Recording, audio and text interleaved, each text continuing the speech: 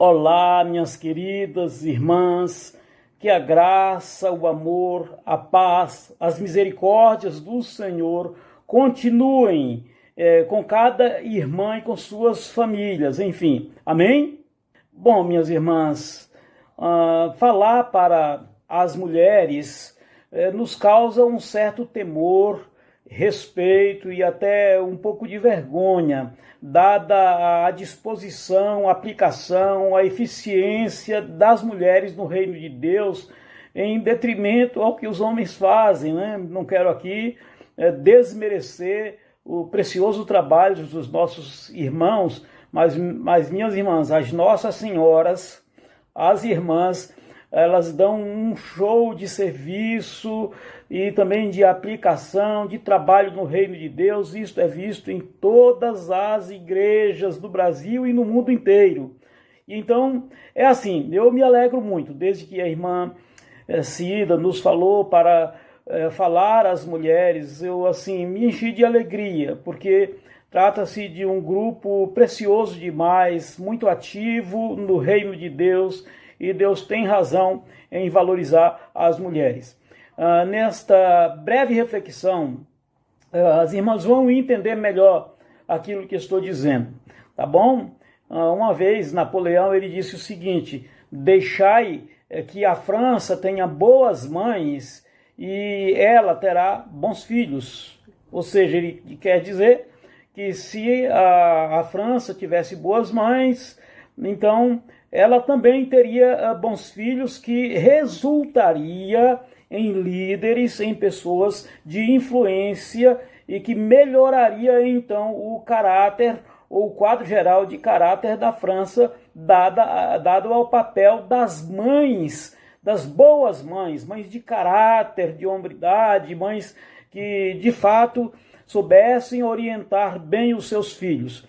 Hoje em dia, minhas irmãs, mais do que nunca, nós necessitamos de mães possuidoras de caráter cristão, mães que eduquem os seus filhos no caminho do Senhor.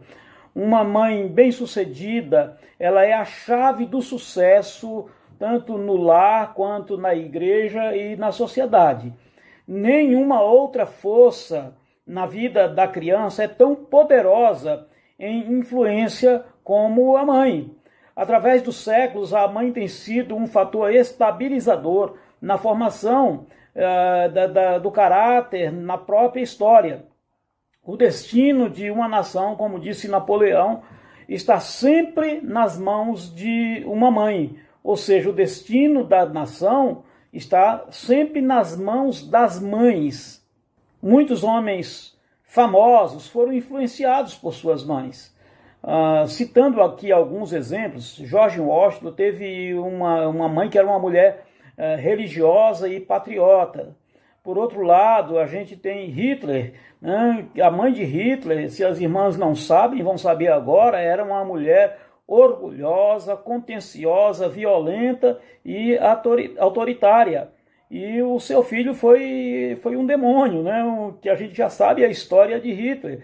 A mãe de Nero também foi outro, né? A mãe de Nero era gananciosa, sensual e assassina e gerou um filho da mesma estirpe, da mesma laia. Sem dúvida alguma, minhas irmãs, a mãe ela pode influenciar seu filho tanto para o bem quanto para o mal. Se houve um tempo em que necessitássemos tanto de mães cristãs, este tempo se chama hoje, agora, presente. No primeiro livro de Samuel, a gente vê o belo exemplo, o retrato de uma mulher, uma mãe que honrou a Deus. O nome dessa mulher, as irmãs já sabem, Ana. Ana era o seu nome. Ana de Efraim viveu num tempo em que a nação de Israel estava num estado deplorável. E Ana significa graça, compaixão. Irmãs, a condição espiritual daqueles dias se assemelha muito ao da sociedade dos nossos dias, corrupta sociedade que nós temos. Infelizmente, os líderes da nação haviam falhado. Gideão e Sansão não eram mais do que memórias. O patriotismo havia desaparecido e os ideais eram baixíssimos. Os heróis estavam todos mortos, e os profetas ainda não haviam nascido. Sim, a nação de Israel estava numa condição deplorável. Um avivamento ou reavivamento espiritual era desesperadamente necessário naqueles dias. Parece realmente como os dias de hoje. A Bíblia nos diz que Ana ela tinha vindo de uma pequena cidade chamada Ramataim Zofim. Tudo o que a gente sabe dessa cidade é apenas o nome, nada mais, apenas o nome. No entanto, nesta obscura cidade, nessa pequena vila, Deus tinha uma mulher, que era uma mãe que desejava servi-lo, portanto ele teria um profeta. Geralmente as mães elas são assim, minhas irmãs, elas são esquecidas, ficam na obscuridade, ficam longe dos holofotes. Quem se lembra, por exemplo, de algumas mães, de alguns vultos que vou citar aqui? Você se lembra da mãe de Martinho Lutero? Quem foi ela? Lembra da mãe de Moody, o grande evangelista? De Billy Graham, Spurgeon? Já ouviu falar na mãe de Martin Luther King? Já ouviu falar na mãe de Albert Einstein, de Mao Tse Tung, de Isaac Newton, de Galileu Galilei, entre tantos outros? Não, porque as mães sempre ficam em segundo plano na obscuridade. Na história, embora a gente tenha, sim, alguns vultos femininos famosos, né, mas são os homens que ocupam o maior espaço, mais destaques. As mulheres sequer eram contadas na nação de Israel. Em muitas culturas, a mulher ela só tinha 2 direitos. O primeiro era de ficar calada, e o segundo era não abusar do primeiro direito, do direito que tinha. E era assim, até hoje, em muitas culturas ainda é assim. Mas Jesus vem e resgata o valor da mulher, ou dá a ela um valor que a própria nação de Israel jamais lhe havia dado. Em Lucas, no capítulo 8, de 1 a 3, tem um texto interessante. Antes de ler esse texto, eu quero dizer às irmãs que eu ficava encafifado com uma situação. Como é que Jesus e os apóstolos se sustentavam? Porque eles não tinham nem onde reclinar a cabeça. Trabalhavam dioturnamente, não descansavam. E de onde vinha o alimento? Com que eles compravam o alimento? Quem lhes dava o alimento? Até que eu me deparei com este texto de Lucas capítulo 8, de 1 a 3, e vi o valor das mulheres no ministério de Jesus. Então vamos ler este texto, Lucas capítulo 8, de 1 a 3.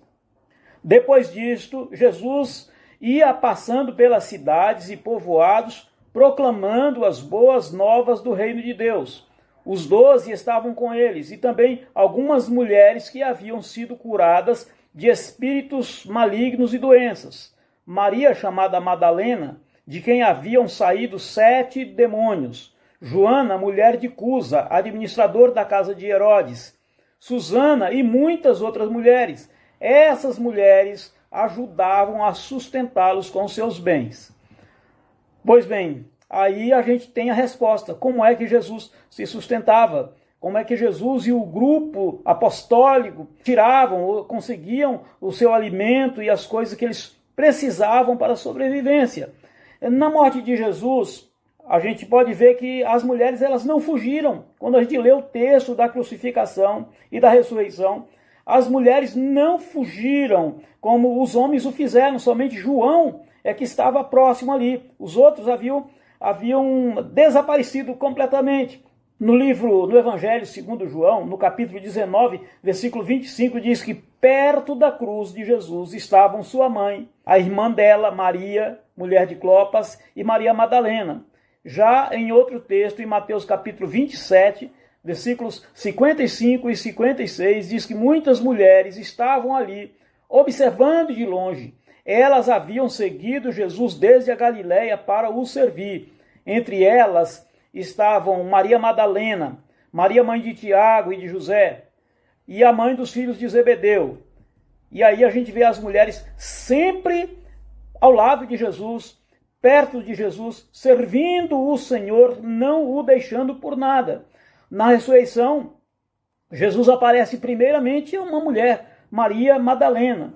E aí vem a pergunta, por que Jesus apareceu primeiro a uma mulher e não a um dos apóstolos? Uma vez que Jesus chama 12 para serem seus apóstolos, não chama nenhuma mulher. Então, por quê? Qual o motivo? Qual a razão? Algumas línguas maldosas diriam que é porque Jesus queria que a notícia se espalhasse rápido, e como a mulher fala pelos cotovelos, fala demais, então ele apareceu logo a mulher. Mas eu não creio assim, minhas irmãs, isso é muita maldade com as Nossas Senhoras, né? Eu creio que Jesus aparece em primeiro lugar às mulheres para mostrar que as mulheres tinham lugar no reino de Deus, para mostrar ao próprio grupo apostólico que as mulheres também pertenciam ao reino de Deus. E também para dar dignidade e honra à mulher, que era tão esquecida. Biblicamente, minhas irmãs, nós não reconhecemos o ministério pastoral feminino, mas reconhecemos o seu valor na igreja local e no reino de Deus. Mas vamos a outros bons exemplos de mulheres na Bíblia Sagrada. Esther deu um exemplo maravilhoso, importante de contrição, como intercessora pelo povo judeu perante o rei Assuero. Mas antes disso, ela buscou e humilhou-se com jejum diante de Deus, que é o Rei dos Reis, o Senhor dos Senhores, a fim de que Deus a abençoasse e lhe abençoasse na sua causa. Está lá em Esther, no capítulo 4, versículo 16. Esther, ela mostrou que vale a pena pagar o preço pela vida, salvação e pelo livramento do seu povo.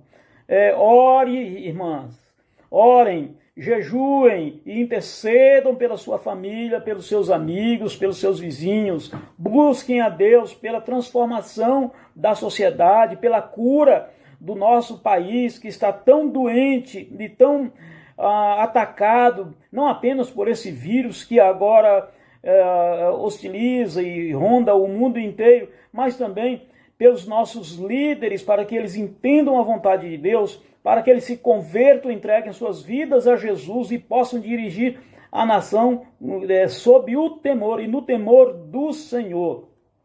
Abigail é um exemplo de conselho e sabedoria. Abigail, ela demonstrou ser uma mulher bastante sábia e pacificadora. No episódio entre Davi e Nabal, prestem bem atenção, ela intercedeu pelo marido que era bruto, né, que agiu mal contra Davi e também contra os servos de Davi, além de assumir a culpa pela atitude que o marido teve, uma atitude reprovável, né. Abigail, ela evitou que Davi fizesse alguma vingança pelas próprias mãos, poupando a vida do marido e o iminente ataque à sua própria família.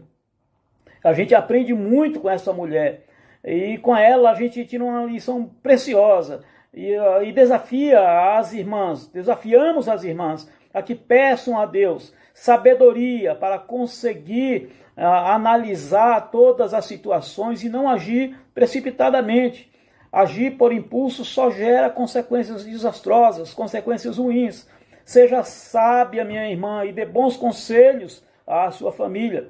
Toda a sua família e aqueles que estão à sua volta serão beneficiados se você agir conforme o conselho de Deus.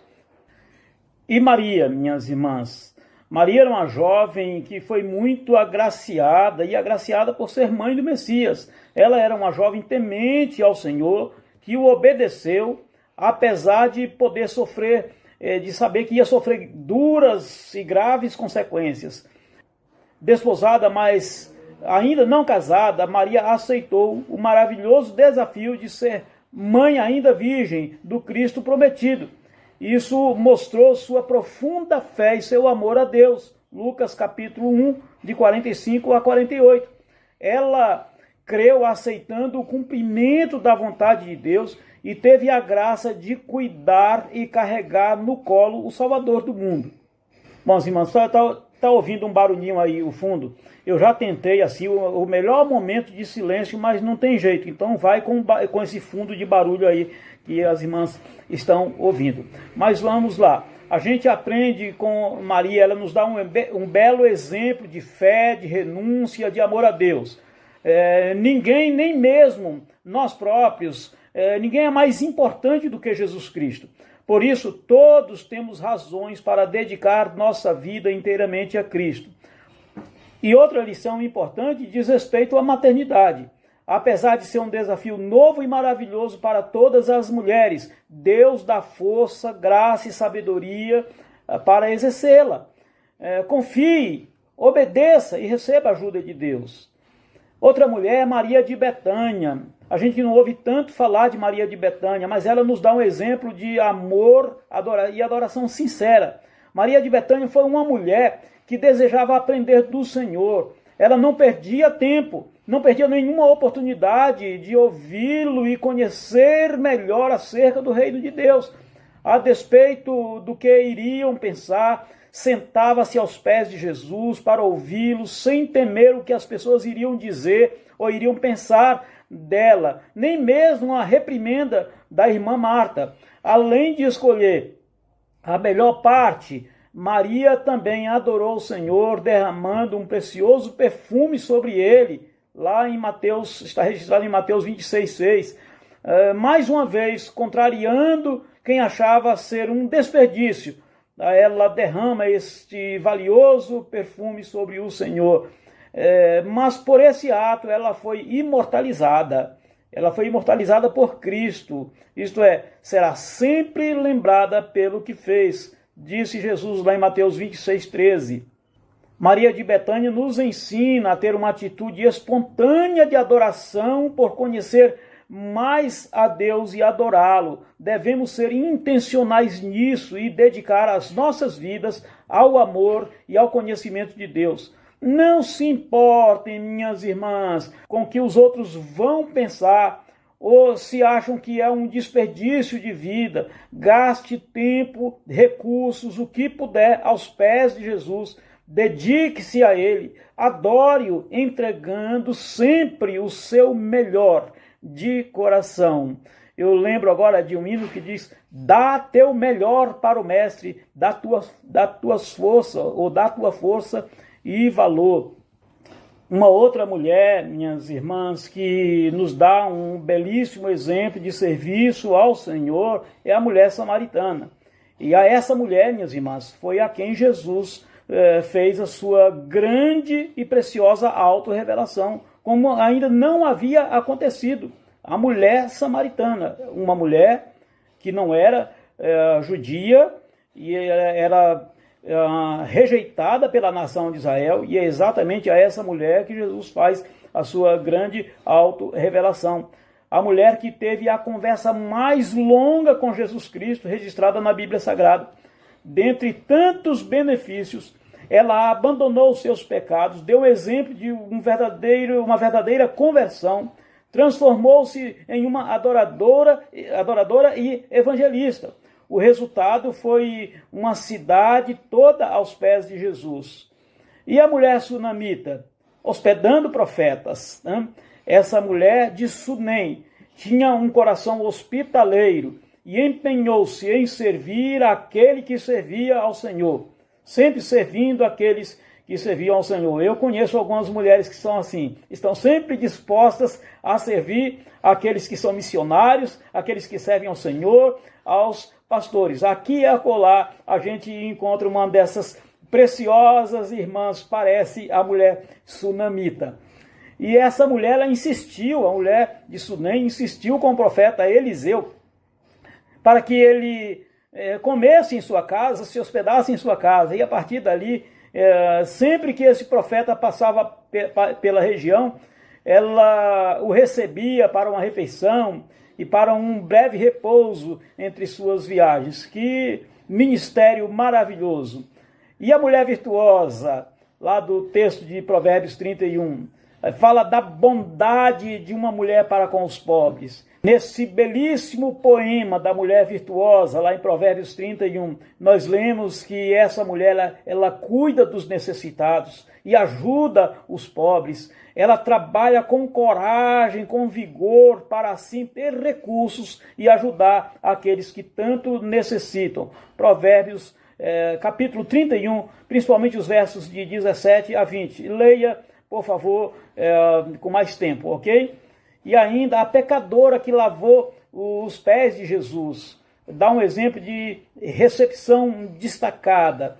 Certa vez Jesus estava em casa de Simão, um fariseu que o convidou para jantar.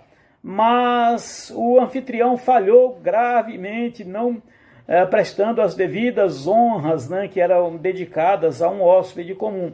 Quanto mais ao convidado mais digno, que era o Salvador Jesus Cristo que estava ali. Ao contrário do líder religioso, aquela mulher reconhecida, né, da sua condição, arrependida de seus pecados, lavou com lágrimas e beijou e ungiu os pés de Jesus. Essa história está registrada em Lucas 7, 44 a 50. Febe, Priscila, Maria, lá de Romanos capítulo 16 e Atos 18, 26 também. Trifena, Trifosa, né, Pérside, Romanos 16, 12. Né, eram mulheres que serviam como obreiras na primeira igreja e servindo aos apóstolos e outros cristãos.